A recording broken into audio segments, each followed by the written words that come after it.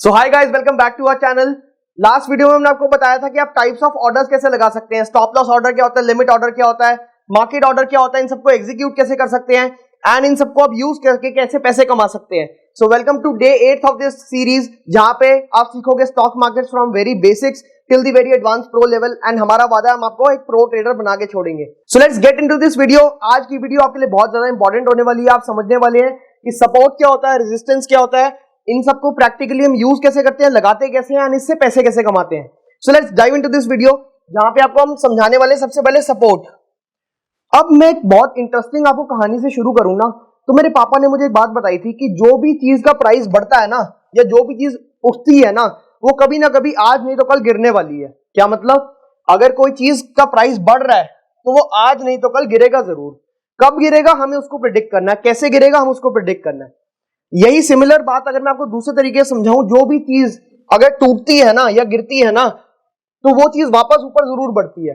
क्या मतलब? अगर मैं आपको एक बहुत ही प्रैक्टिकली एक बात समझाऊं, तो किसी भी एसेट का, गोल्ड का, स्टॉक्स का, हाउसेस का, अगर प्राइस गिरता है ना, that is bound to rise up again. कितना बढ़ेगा we are not sure, but that is bound to rise up again. इसी को हम कहते हैं सपोर्ट एंड रेजिस्टेंस। सो अगर मैं आपको एक बहुत ही बेसिक भाषा में, एक बहुत ही आसान भाषा में समझाऊं, सपोज मैंने आईफोन का हम एग्जांपल लेके चल रहे थे, तो हमने वही एग्जांपल ले लिया। सपोज मैंने एक आईफोन खरीदना है एंड आईफोन का प्राइस आज 90,000 है। अब यार मैं 90,000 का आईफोन लेके बैठा हूं, मैं खरीदने से पहले उसको 4 बार ही सोचूंगा। बट यही suppose Flipkart big billion days, जो हम सबकी फेवरेट है, वहां पे बिग बिलियन डेज पे सेल लग गई। अब क्या हुआ, ये आईफोन का प्राइस गिरते गिरते गिरते गिरते 60,000 पे आ गया। अब मैं कहूंगा यार तो बहुत बढ़िया डील है, यहीं पे खरीद लो, मतलब इसके नीचे पता नहीं और गिरेगा नहीं गिरेगा, बट ये तो बहुत अमेजिंग डील है, बहुत सस्ते में चीज मिल रही है। मैंने क्या बोला, चीज जो महंगी होनी चाहिए उससे सस्ते पे मिल रही है, तो मैं क्या करूंगा, यहां पे आईफोन बाय कर लूंगा। मेरे जैसे और 10 बंदे बाय कर लेंगे। अब सपोज एक बायर आया, वो कहता है 60,000 तो बहुत सस्ता है, सिर्फ 5 पीस बचे हैं, मुझे 6 चाहिए, तो तू एक काम कर, उसको देने की जगह मैं तेरे को 70,000 देता हूं, तू मेरे को दे दे 6 आईफोन। दूसरा बंदा आया, उसने कहा यार मैं 75,000 देता हूं, तू उसको छोड़, तू मेरे को दे दे 6 फोन। ये मैं क्या कर रहा हूं, बोली लगा रहा हूं। जैसे हमने 6th वीडियो में सीखा था, मैं बिड कर रहा हूं एंड दूसरा बंदा आस्क कितने कर रहा है, सिर्फ 60 की। इसको हम कहते हैं सपोर्ट प्राइस। मतलब ये एक ऐसा प्राइस है, the price at which buyers are ready to demand, the price at which the buyers are ready to demand but sellers are not ready to sell. मतलब 60,000 से नीचे प्राइस गिरने नहीं दे रहे सेलर्स। वो क्या कह रहे हैं, ये हमारा बेस्ट प्राइस है जी, इससे नीचे नहीं जाएंगे हम। तो price at which demand is more than supply, इसको हम कहते हैं एक सपोर्ट पॉइंट। अगर मैं आपको इसको चार्ट पे लगा के दिखाऊं, सो सपोज एक प्राइस चार्ट ग्राफ है, जहां पे ये टाइम बढ़ रहा है एंड यहां पे प्राइस बढ़ रहा है। सो सपोज ये आईफोन का प्राइस था 90,000 रुपीज, यहां से प्राइस गिरता गिरता गिरता गिरता 60,000 रुपीज पे आ गया। सो हम इस लाइन को, इस जोन को बोलेंगे सपोर्ट लाइन। क्या बोलेंगे? सपोर्ट। एंड यहां से प्राइस वापस हो सकता है कि बढ़ जाए, and it is more probable कि यहां से प्राइस बढ़ेगा। जैसे उसने बोली लगाई 65, 70, 75, तो हम इसको हम कहते हैं support line, where demand is more than supply. इसलिए हम इस जोन को, जहां पे प्राइस ऊपर नीचे करता है, इसको हम कहते हैं डिमांड जोन। इस लाइन को कहते हैं डिमांड सपोर्ट लाइन एंड इस जोन को कहते हैं डिमांड जोन।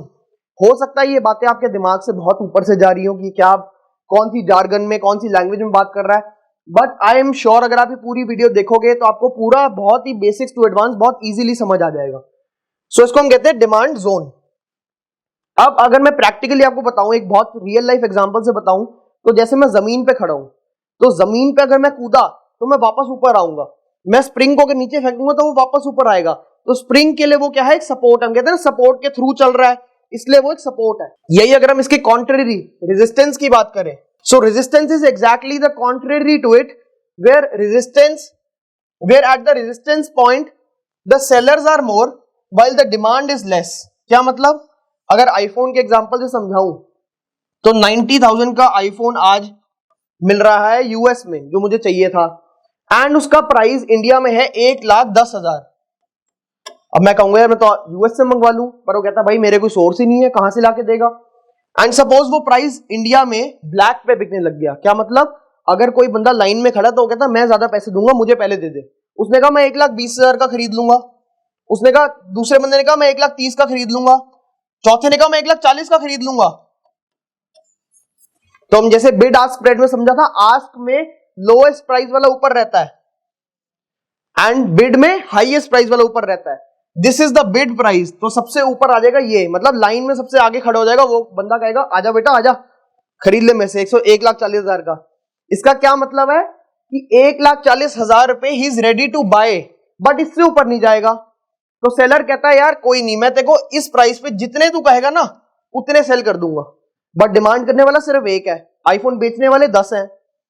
तो this is the price where the seller is ready to sell जितनी मर्जी quantity, but buyer is not ready to buy much. क्या मतलब, एंड इट इज प्रोबेबल, ऐसा हो सकता है, प्रोबेबिलिटी ज्यादा है कि यहां से प्राइस वापस गिरेगा। जब ये बंदा चले जाएगा लाइन में आगे से, तो बाकी लोग वापस 90,000 पे ही खरीदना चाहेंगे, या एटलीस्ट 140 मतलब 1,40,000 से कम पे खरीदना चाहेंगे।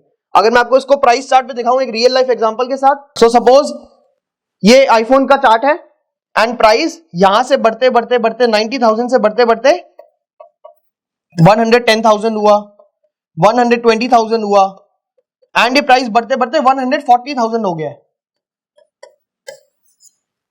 अब क्या होगा, यहां से there are more probabilities of falling than the probability of rising the price of the iPhone.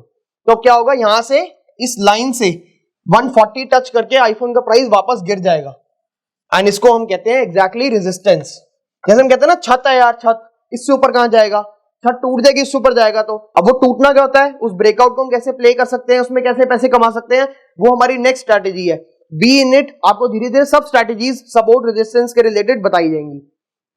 सो इसको हम कहते हैं रेजिस्टेंस पॉइंट, जहां पे प्राइस वापस जाके रेजिस्ट कर रहा है, हो सकता है वापस गिर जाए। सो इसको हम कहते हैं एक सप्लाई जोन, मतलब यहां सप्लायर्स बैठे हैं सप्लाई करने के लिए। अगर प्राइस इसके आसपास घूम के वापस यहां से गिर रहा है तो इसको हम कहते हैं सप्लाई जोन और द रेजिस्टेंस पॉइंट। सो अब हम बात करेंगे सपोर्ट एंड रेजिस्टेंस दोनों एक साथ एक चार्ट पे एक प्राइस पे कैसे लगते हैं। सो हम वही अपना प्यारा एबीसी एक स्टॉक का एग्जांपल लेंगे जिसका हम शुरू से लेते आ रहे हैं। सो एबीसी स्टॉक, लेट्स सपोज एक एबीसी स्टॉक है, ये टाइम है एंड ये प्राइस है। Suppose the price starts at 0 rupees, बढ़ते बढ़ते प्राइस आ गया 10 पे, एंड 10 के बाद ये थोड़ी देर यहां 10 पे रुका, थोड़ा बढ़ा, फिर वापस 10 पे आया, फिर बढ़ा, फिर गिरा, फिर बढ़ा, फिर गिरा, फिर बढ़ा, और ये वापस आ गया एट अराउंड 100। ये यहां से गिरा, फिर बढ़ा, फिर यहां से गिरा।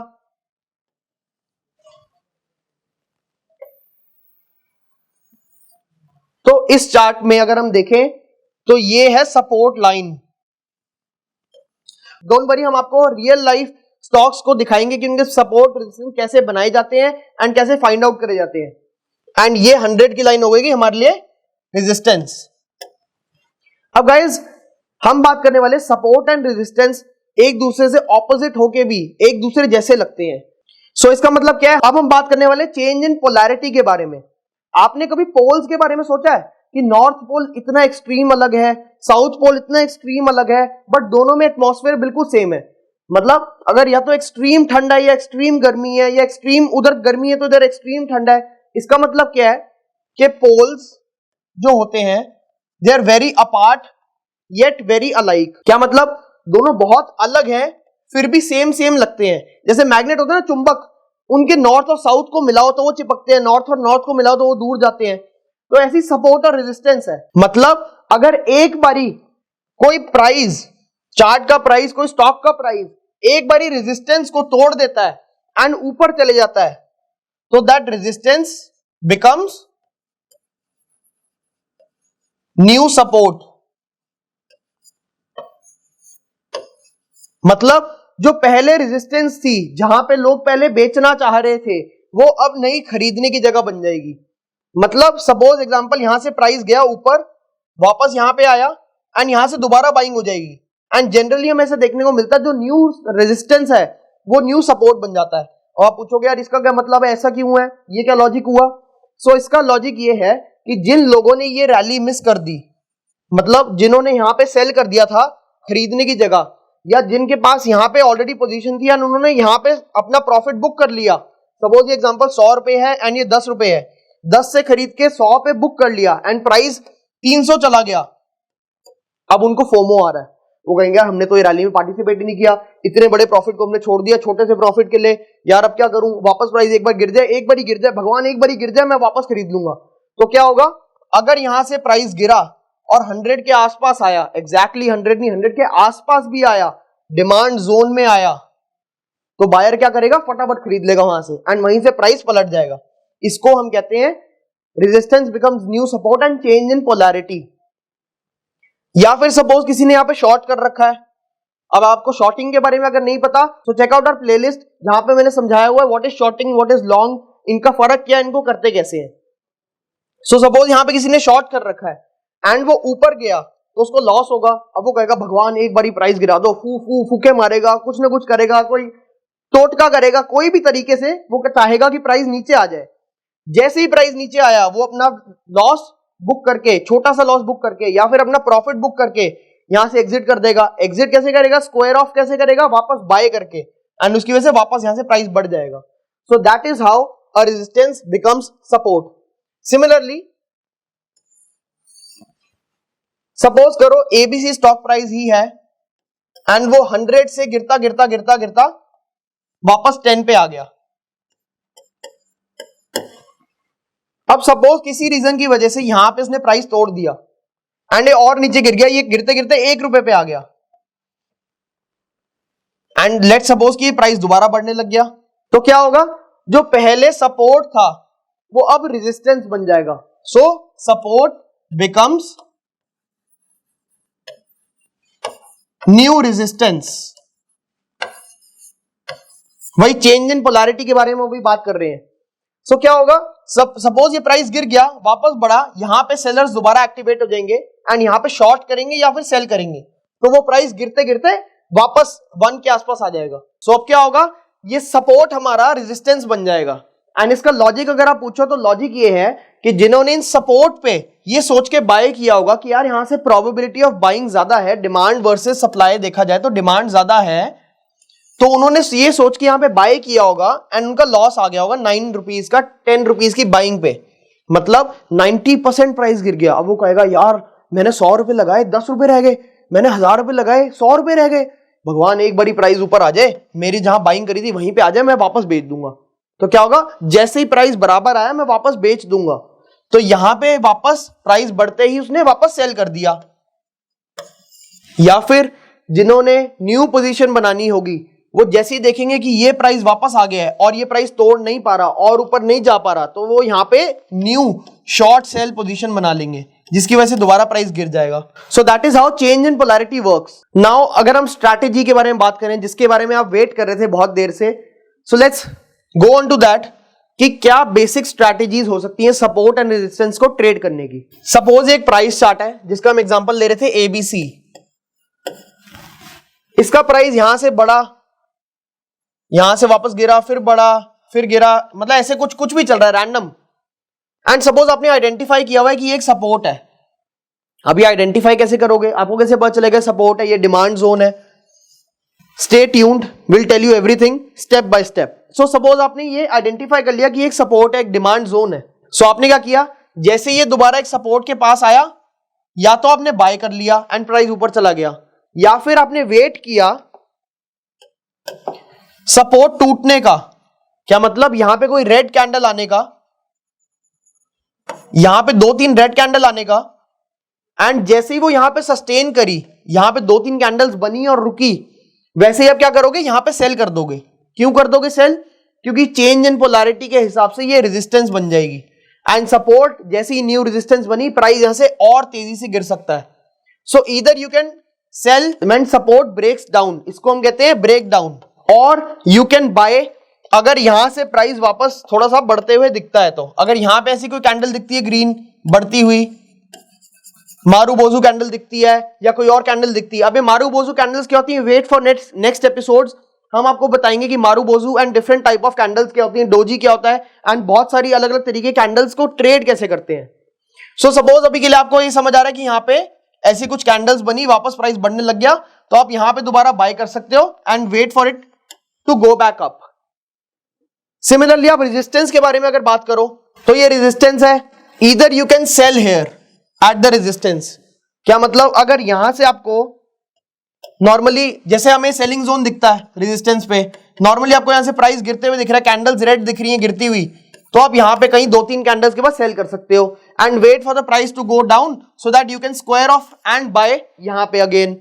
और आप इसका काउंटर गेम खेल सकते हो। क्या मतलब, चेंज इन पोलैरिटी के कॉन्सेप्ट के हिसाब से जैसे ही प्राइस यहां से वापस बढ़ने लगे, मतलब जैसे ही प्राइस यहां से बढ़ने लगे, मतलब जैसे ही यहां से ब्रेक आउट हो, तो ब्रेक आउट को आप कैसे ट्रेड कर सकते हो, क्योंकि ये सपोर्ट नया रेजिस्टेंस बन जाएगा,